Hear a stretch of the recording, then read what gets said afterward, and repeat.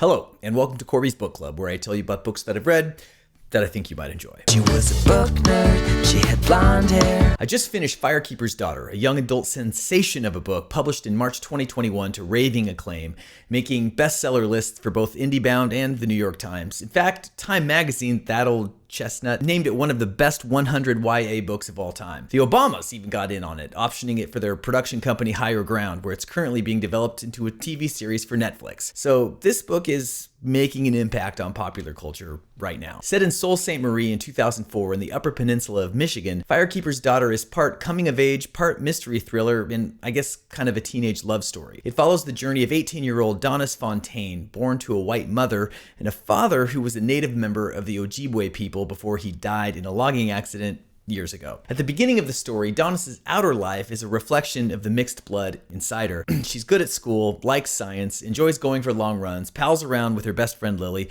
and checks out the new crop of hockey studs at the local rink. Her other life, her native one, is what early on kept this curious white reader turning the pages. From her invocation of the creator, offering Sema and asking for Zungidawin for the task ahead, that's courage, to the ominous blanket party version of justice her auntie occasionally dealt to tribal offenders, I felt I was getting a peek into another way of life, and that's always interesting. Early on, author Angeline Boulley brings forward one of the story's main themes, namely Donis's awareness that she's an outsider both to her white and to her native communities. Adolescence help. Everyone can relate to feeling like an outsider. As the story goes on, it's her native relatives whose acceptance she most desires. In a touching scene, she receives it in abundance. Fake spoiler there, that's the only one I'll share. So there she is, a teenage girl with mostly typical teenage problems. She's got a crush on a boy, a best friend she likes, and all things considered, life is okay. Her biggest concern is the pain she's going to cause her sick aunt when she announces her decision to stay home and attend the local college instead of heading to the big school down south. Then, as Chinua Achebe says,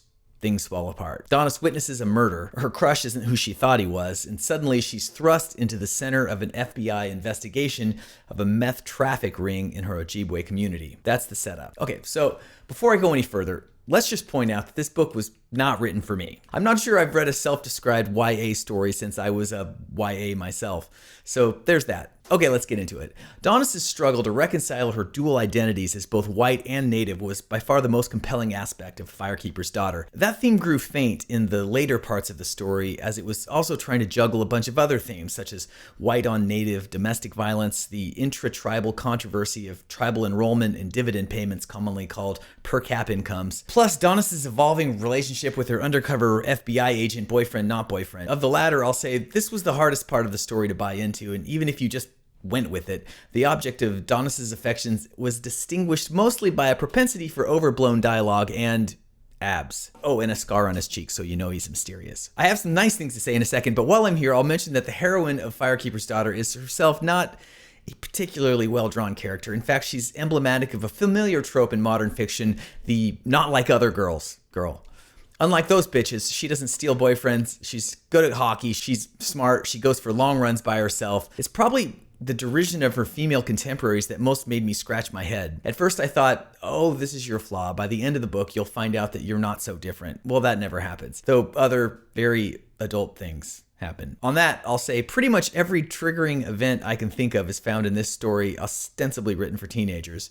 Drug use, kidnapping, suicide, murder, rape. It gets heavy, and at times there's a jarring dissonance between Donis's breezy teenage language, like referring to herself as a secret squirrel, and the grave events through which she moves. I think Firekeeper's Daughter would have been better if it was 100 pages shorter and honed in on one or two themes instead of the 5 or 6 at which it aimed. Still, there are exceptional moments. One in particular made me cry in public, hiding my eyes from strangers on the aisle seat during a flight to Austin. It was obvious that the story was close to its author's heart. Angeline Boulley spent a decade writing Firekeeper's Daughter while simultaneously serving, among other posts, as director of the Office of Indian Education at the U.S. Department of Education. Issues dealing with violence to Native women are among those most important to her, which explains some of the heavier aspects of the story. Furthermore, Boulley, noting that none of the stories she read as a kid featured Native protagonists, wanted to, quote, give Native teens a hero who looks like them, whose greatest strength is her Ojibwe culture and community. unquote. I've always loved stories of the old American West, but there's this idea rolling around in our collective unconscious that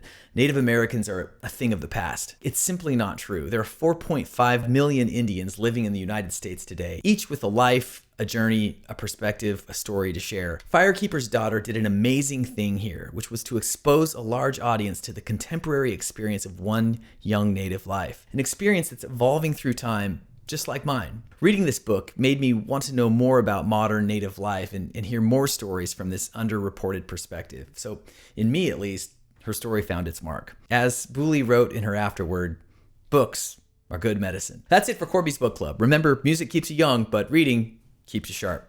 What should I read next? She was a book nerd. She had blonde hair with a paperback in her back pocket.